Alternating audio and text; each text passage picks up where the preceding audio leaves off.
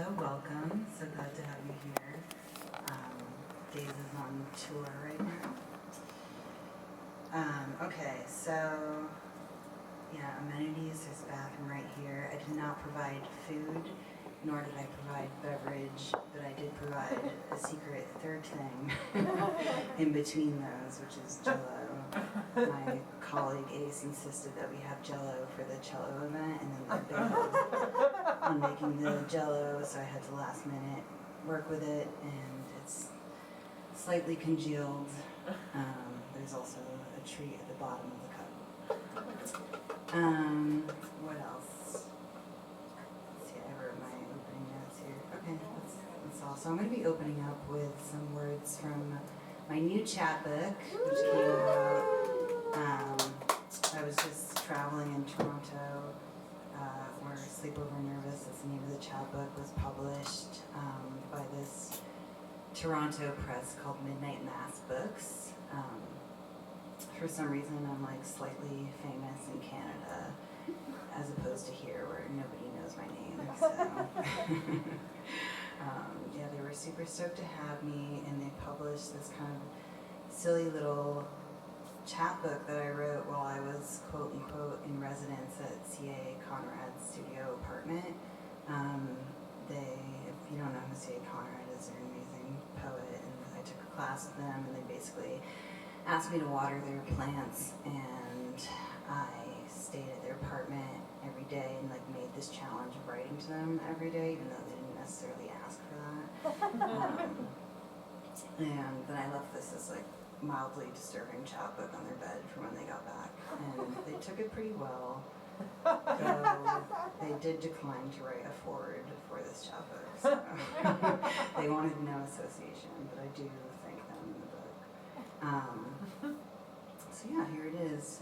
In Toronto, it's super cool to like align your front cover to the left a little bit like this. That's like a thing that they do there. Also, there's like a Canadian surplus of high gloss paper right now, so that's why it's super glossy. It's, that's why it looks like this. I'm really happy with it. Okay, so I'm just going to read just a couple of things, starting with the first day, just to give you some context. First day. At the Greenfield residency, and I'm nervous. The room and I, we sniff each other out. If this room had a butt, where would it be?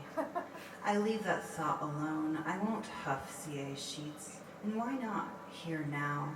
I ring the sound bowls 3. I shyly pee. I make note of the shelf. Yes, yes, I say out loud, to assure the books I know them, although I only know some.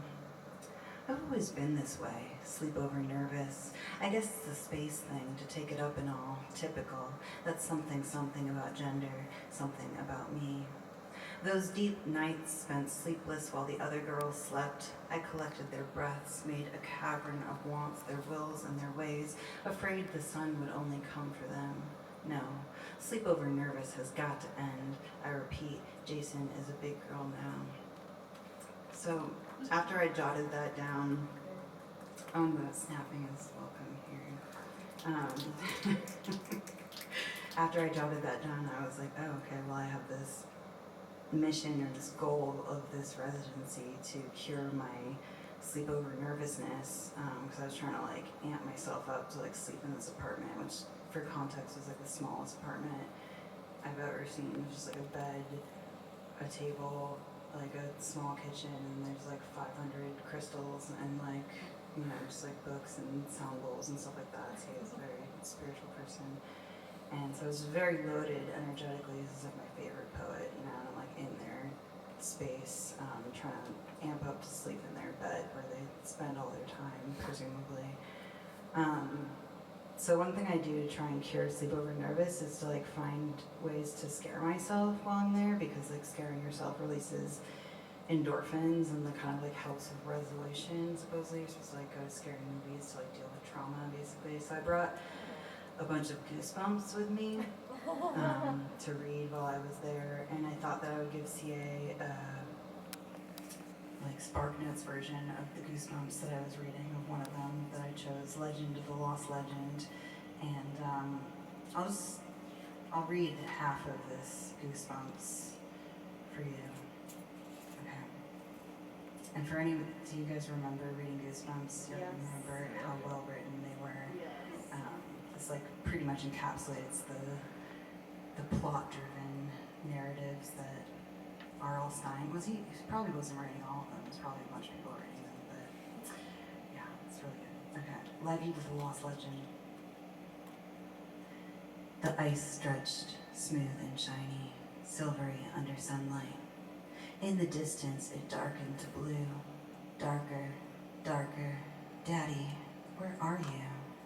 Something was frightening the dogs, a blue lake, a sea lion, a blue sea lion, the one Daddy wants. Daddy, Daddy, Daddy.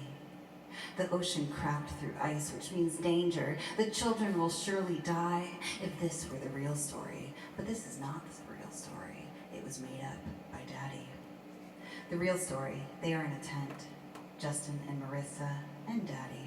Daddy's brown beard, Daddy like a big brown bear, formidable, a famous author. He's come in search of the lost legend. He brought the kids. Oh no, Daddy is angry. You children are no help, not ever. Fire flickered low, narrow patch of purple sky, no moon, no stars at all. While Daddy snores, a silver dog named Silver Dog reveals itself. It has a note. Follow me to the lost legend. The sky grew darker, darker. They'd be helping Daddy big time. Prickly thorns pierced, dew grass like diamonds, at which standing a brown spotted deer, not the dog, they were lost. Grass whispered, trees moaned, dog barked. The dog barked, hurry up, follow Silver Dog, who leads them to a silver cabin. In it lives Ivana the Viking Dyke, like a large gray bull with blonde braids, big eyes, humored under her horned helmet. Mysterious, that medallion resting above her big bouncing breasts. It's nothing, we don't mention it again. Hesitating over hot soup, noodles foretell their fate. Tomorrow, a test in Fantasy Forest. Luca the wolf boy barges in and bites them. Luca will be their guide. Luca leads them through Fantasy Forest, deeper, deeper, white tree trunks, big brown nuts. This is what they see. Then Luca sees a giant squirrel and runs after it. Gone. The children are all alone to face a flurry of threats as follows. The nuts start to crack, louder, louder, menacing mice multiply, but mice don't come from egg nuts. Well, nobody told these mice, making the grass whisper, ee! They bite the kids, but no worries. Turns out they have a kill switch. Well, well, mechanical mice, not real. The white trees, also not real. The bats are real. The giant cats may or may not be real. Ah, boom, boom. These cats are huge. They bite the kids, hold them in their cavernous cat mouths, so hot and wet. Justin straddles the tongue as it bucks and curls. To be continued. So yeah, thank you. I give them a summary of like Goosebumps. There's a series of letters that I write to them. Like this one is me taking all my clothes off and swishing them on the floor like the laundry machine that's outside. And I wrote this poem. It's called On Some Shit. I'm kind of high on laxative tea, musing about the neighbors. I can more so smell than hear them. Right now, I hear the refrigerator rambling, the toilet tank, that's all. Amazing, walls are conduits for so much shit. Ghost-like excrement swirling around us and underneath the streets everywhere, and yet nobody making meaning about it, about shit. As a child, I had chronic constipation, don't ask me why, which doesn't mean I don't know why I do. Daddy drops me off at the neighbor's house for a sleepover. Yeah, Daddy has a date, and I'm 9, nobody making meaning about my shit, or lack thereof. Our neighbor looks like Susan Sarandon. She is also an actress. She has 3 bad boys. I've always wanted a daughter, she says. She's brushing my bob. She says, will you be my daughter? I tell her I need to use the bathroom, and I do. I shit everywhere. on the floors, a little on the wall, my pants, and in the toilet. Weeks worth of liberated shit, don't ask me why. That was my last invite to Susan's house, but I loved her through the windows, which I'd crack open to air out the smell of my bitter bowels. There, her shadow in the bathroom window like frosted ice, like her face when she looks at me now. Susan. So much shit around us. As CA says, refrigerators are sites of our future selves. Then the walls carry whispers of our past, mixing with our neighbor's past. There's something to this, something about communal flushing. Out of sight, out of my fucking mind. I try to make meaning, but I'm blocked. There's a reason we ignore shit. The past. I ask it. Alright. And I'm just gonna read one more. Well, it's a series of little poems called Kind of Cool Memories. So if you're catching on, there's a theme of, I just go through different sleepover memories as I'm like working out my sleepover nervousness, which comes to some sort of resolution in the end. This is called Kind of Cool Memories. 1. Found. Sleepover photos, too many of which me, dressed as Michael Jackson, blankie in hand, perhaps happy. 2. Erica got a bee stuck in her pajamas. My mom ripped her shirt off and shrieked, "Are those 2 big bee stings?" or what was actually happening? Then, sweet revenge via plundering her yogurt collection. 3. Alana's mother had also left her dad, who snuck in while we slept, scared us, wearing mommy's white tights, wearing mommy's lipstick. Ha ha, mommy.